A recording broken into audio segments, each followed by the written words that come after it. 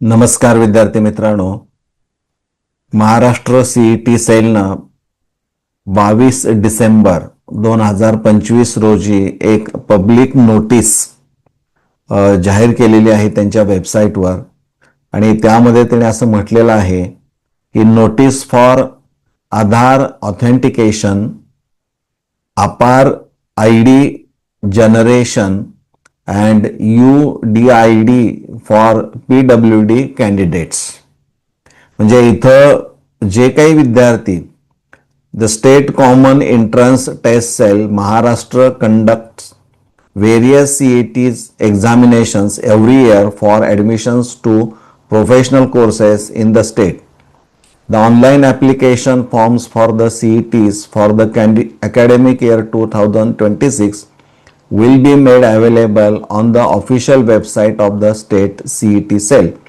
The CET cell intends to make Aadhaar and APAR mandatory for all candidates registering for the CETs 2026. याचा अर्थ असा आहे की जे विद्यार्थी 2026 मध्ये सीईटीची परीक्षा देणार आहेत, मग ती कोणतीही सीईटीची परीक्षा असेल, या सर्वांच्यासाठी आधार अपडेट करणं आणि अपार आयडी जनरेट करणं आणि त्याचबरोबर जे पर्सन विथ डिसेबल्ड आहेत, फिजिकली हँडिकॅप आहेत, तर अशा विद्यार्थ्यांच्यासाठी सुद्धा युनिक डिसॅबिलिटी आयडी तयार करणं, ह्या सगळ्या गोष्टी सक्तीच्या आहेत. आणि त्यामुळं या परीक्षेला बसणाऱ्या सर्व विद्यार्थ्यांच्यासाठी ह्या जे काही नोटीस आहे याचा अर्थ नीट समजून घेऊन आपल्याला या गोष्टींची पूर्वतयारी करून ठेवणं गरजेचं आहे. कारण सेलच्या वेबसाईटवर केव्हाही रजिस्ट्रेशन सीईटीचं ज्या परीक्षा असणार आहेत त्यांचं करायला ते तारीख डिक्लेअर करतील, त्यावेळेस आपली अडचण कोणती होऊ नये म्हणून त्यांनी हे नोटिफिकेशन जारी केलेलं आहे. आता यामध्ये त्यांनी असं म्हटलेलं आहे की आधार UIDAI असं म्हटलेलं आहे. हे आधार कार्ड जे असणार आहे ते तुम्हाला व्हेरीफाय करावं लागेल आणि सगळ्यात महत्त्वाचं आहे ते अपडेट करावं लागेल. आता अपडेट करताना त्यांनी काय म्हटलंय की तुमचं नेम असेल, date of birth as per class 10th certificate, म्हणजे तुमचं नाव आणि डेट ऑफ बर्थ हे 10th सर्टिफिकेट जे असणार आहे, 10वीचं सर्टिफिकेट, त्यावरचं जे असणार आहे स्पेलिंग मिस्टेक त्यामध्ये कोणत्याही प्रकारची असणार नाही याची आपण खात्री करणं गरजेचं आहे. तर ह्या गोष्टी आपल्या अपडेट कराव्या लागणार आहेत. लेटेस्ट फोटोग्राफ असं म्हटलंय, त्या आधारावर लेटेस्ट फोटोग्राफ येणं गरजेचं आहे. कारण परीक्षेला आता त्यांनी तुम्हाला माहीत आहे की फोटोग्राफ सुद्धा किती फेस स्कॅनिंग ते करत आहेत, त्यामुळं लेटेस्ट फोटोग्राफ असणं आवश्यक असणार आहे. ॲड्रेस कम्युनिकेशनसाठी जो ॲड्रेस असणार आहे तो अचूक तुमचा असला पाहिजे. Father's name, mobile number link to Aadhaar must be updated and active, म्हणजे जो काही तुमचा मोबाईल नंबर ॲक्टिव्ह असणार आहे, जो कार्यरत असणार आहे, तो आधारला लिंक करणं हे खूप गरजेचं आहे. त्यामुळे इथून पुढं ज्या प्रवेश परीक्षांना तुम्ही बसणार आहात त्यासाठी तुम्हाला आधार अपडेट करणं आणि त्यातली ही माहिती अपडेट करणं खूप गरजेचं असणार आहे. कारण त्याशिवाय पुढं तुम्हाला जाता येणार नाही, बऱ्याच अडचणी निर्माण होऊ शकतील.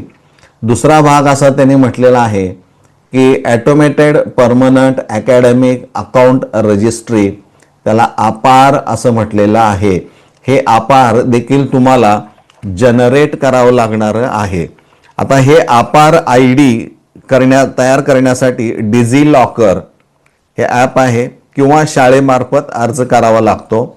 यामध्ये आधार क्रमांक, नाव, जन्मतारीख यासारखी माहिती भरून डिजिटल लॉकरमध्ये लॉग इन करून आवश्यक तपशील भरल्यास आयडी तयार होतो, जो विद्यार्थ्यांचा शैक्षणिक रेकॉर्ड डिजिटल स्वरूपात साठवण्यासाठी वापरला जातो. त्यामुळे इथून पुढे विद्यार्थ्यांनी लक्षात ठेवायचं आहे की अपार आयडी हा किती महत्त्वाचा असणारा आहे. त्यामुळे डिजी लॉकरमध्ये जा किंवा शाळेमार्फत तरी जाऊन तुम्ही अर्ज केला तरी चालू शकतो, परंतु तुम्हाला तो अपार ID जनरेट करणं काळाची गरज आहे, अत्यंत गरजेचं असणारं आहे, हे त्यांनी इथं नमूद केलेलं आहे. म्हणजे हा एक तुम्हाला तयार करावा लागणारा ID असणारा आहे. थर्ड पार्ट त्यामध्ये आहे की disability certificate and or unique disability identification card ज्याला आपण म्हणतो तो for physically person with disability जे काही कॅन्डिडेट्स असणार आहेत त्यांच्यासाठी हे आवश्यक असणारं आहे. It is mandatory for PWD candidates to upload a disability certificate issued by the competent authority or UDID card if available. PWD candidates are further advised to obtain UDID as it may be required during the common admission process. म्हणजे cap round ज्यावेळी प्रत्यक्ष admission प्रक्रिया ज्यावेळी सुरू होईल त्यावेळी तर ते असायला पाहिजेच. अर्थात त्याची वाट पाहण्यापेक्षा ह्या सगळ्या गोष्टी रजिस्ट्रेशन ऑनलाईन रजिस्ट्रेशन करण्यापूर्वी तुमच्याकडे असतील तर ते कोणत्याही प्रकारचं तुम्हाला टेन्शन अभ्यास करताना राहणार नाही. त्यामुळं ह्या गोष्टी अपडेट करणं आणि तयार करणं खूप गरजेचं असणारं आहे, हे आपण लक्षात घेणं आवश्यक आहे. त्यानंतर scribe details for PWD candidates in case of eligible disabilities. म्हणजे तुम्ही जे काही मदतनीस म्हणून जे 2 देणार आहात त्यांच्यासाठी देखील इथं सगळं अपडेट करणं गरजेचं असणारं आहे. PWD candidates who are eligible to opt for scribes must submit details of 2 scribes at the time of online application. The following details are to be provided for each scribe: name, Aadhaar, recent photographs, bonafide certificate issued by the institution आणि highest qualification certificate. हे या सगळ्या गोष्टी तुम्हाला त्या provide कराव्या लागणाऱ्या आहेत. यामध्ये देखील आधार त्या स्क्राईबचं जे असणार आहे ते तुम्ही अपडेट करून घेणं गरजेचं आहे. त्यांचे रिसेंट फोटोग्राफ्स असणं आवश्यक असणार आहे. त्यामुळे ही सगळी माहिती तुम्ही तयार करून ठेवणं गरजेचं आहे. All candidates are advised to regularly visit the official website of the state CET cell for detailed notifications, examination schedules and further instructions. म्हणजे वेळोवेळी जे काही बदल होत आहेत हे तुम्हाला जर जाणून घ्यायचे असतील तर तुम्ही ही वेबसाईट सतत तपासणं बघणं गरजेचं असणार आहे. त्यामुळं जे विद्यार्थी 2026 मध्ये CET एक्झामिनेशन देणार आहात, मग ते कोणत्याही शाखेसाठी व्यवसाय कोर्सेससाठी असेल, त्यासाठी लागणारी डॉक्युमेंट जे असणार आहेत ती तुम्हाला कशा पद्धतीनं अपडेट करावी लागणार आहे त्याची माहिती त्यांनी दिलेली आहे आणि त्या अनुषंगानं आपण ती तयारी करून ठेवाल, यामध्ये कोणतीही शंका असणार नाही.